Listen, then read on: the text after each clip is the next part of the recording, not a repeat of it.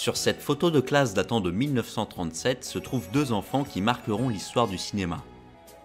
Ennio Morricone e un certain Sergio Leone. Ecco, quindi non mi sono ispirato io, è lui che si è ispirato, capito? E questa è la forza di Sergio, e la forza della musica e del suo cinema, perché lui cercava una vera grande collaborazione col compositore e non lasciava andare le cose come venivano. Curava molto la musica, come curava la sua immagine, come curava tutti gli altri suoni, non soltanto la musica. Lui è stato un maestro del suono, del suo cinema.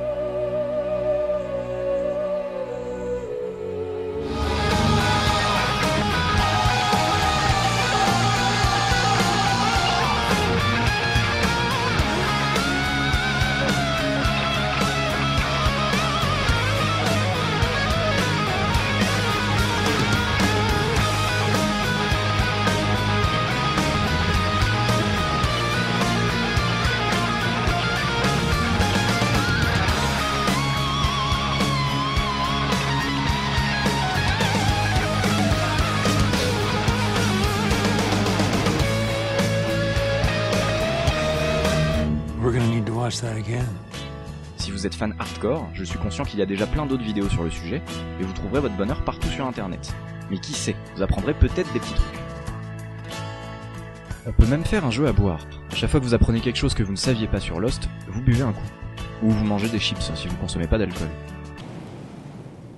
2 players, 2 sides. One is light, one is dark. DJ m'a demandé de faire une vidéo pour la chaîne. Le mec fait bosser les gens gratos. Pour pas d'AWAM HD. Non mais incroyable. Il a eu la main lourde avec son fouet, ce con. Le découpage est l'étape par laquelle le réalisateur s'approprie le film. Le scénario qui sert de matériau de base est préalablement découpé en séquences, elle-même composée de plusieurs plans se déroulant dans un même lieu et un même temps. Il est indispensable que dès le découpage, le réalisateur pense au rythme du métrage, en réfléchissant à la durée unitaire de chaque plan, mais aussi aux liaisons qui les unissent. Nous voilà dans la deuxième partie de cette vidéo où nous allons analyser ensemble quelques séquences de films.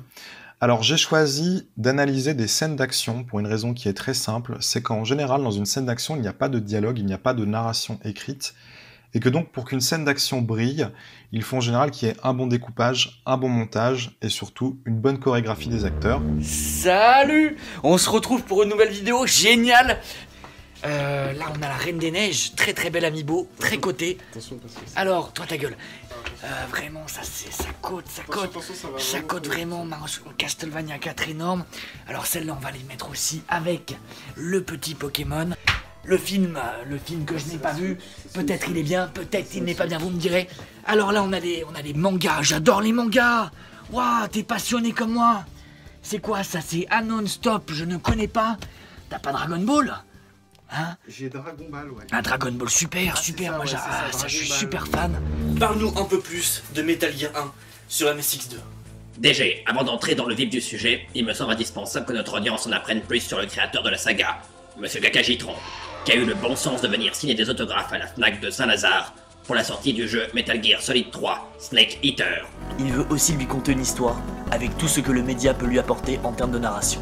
C'est véritablement à partir de cet opus que la saga Metal Gear prend un tournant et sera à la fois adulée et détestée, proposant de très longues phases de dialogue.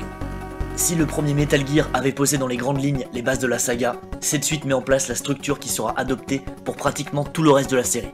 Les adeptes de jeux vidéo lambda iront alors bouder au Quick du coin. Quand je me suis réveillé, il y avait des jeux Mega Drive à la place. Et j'ai plus mon jeu. Oh, ça a dû être terrible.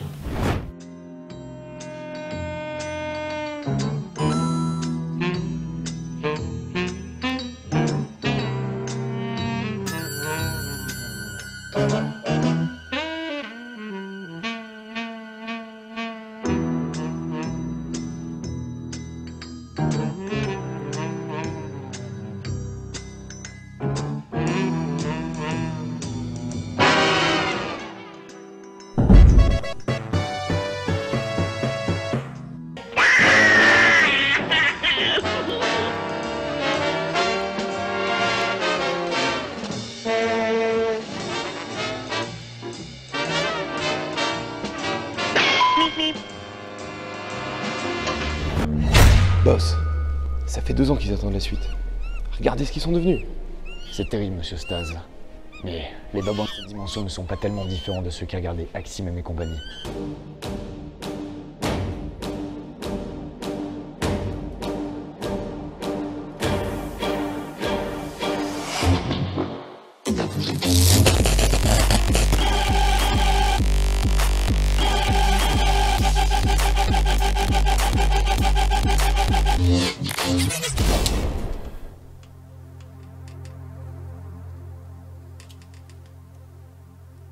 Il y a encore l'album de Justice. C'est bien la Padawa mobile.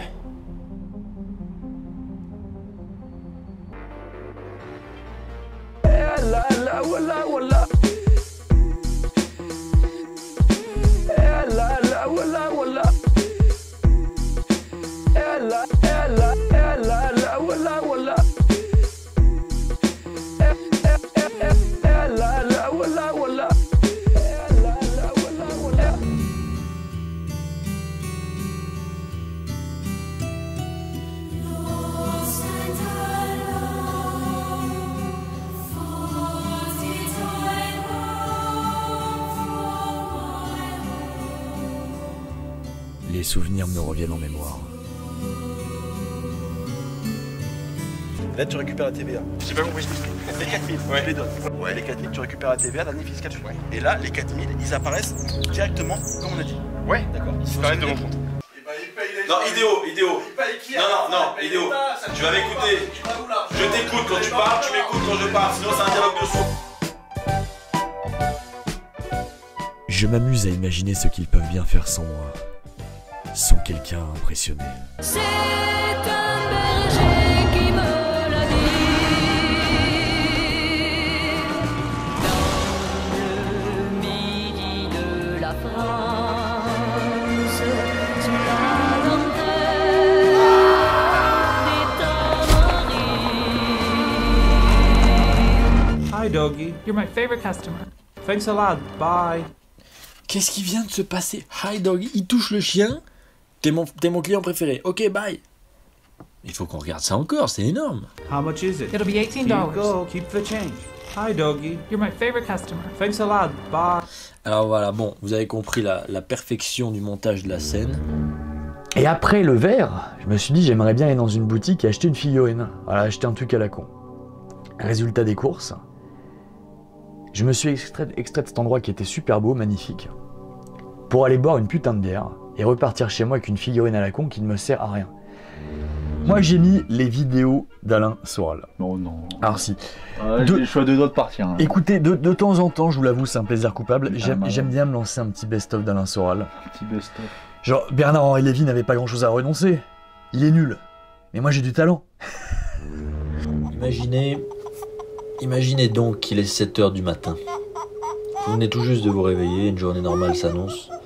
Vous allez dans votre salle de bain, vous mettez de l'eau sur votre visage, puis vous vous regardez dans le miroir. Vous vous regardez pour des raisons cosmétiques, esthétiques, pour anticiper ce que les autres vont voir en vous, se coiffer, se raser, se maquiller, gommer les imperfections qui couvrent la surface poreuse de votre être. Vous vous regardez, on se regarde dans le miroir, dans l'optique que quelqu'un va nous regarder, et on essaye d'anticiper ce qui va se passer, ce que les gens vont voir de nous en nous regardant. Mais aujourd'hui, on va s'intéresser au même acte, sous un angle différent. Notre protagoniste a décidé de se regarder pour une autre raison. Il regarde les tréfonds de son regard, il veut pénétrer sa propre âme et voir ce qui se cache derrière sa couverture de chair. Peut-être y découvrira-t-il une culpabilité cachée, ou peut-être va-t-il découvrir quelqu'un qu'il ne connaît pas si bien qu'il ne le pense.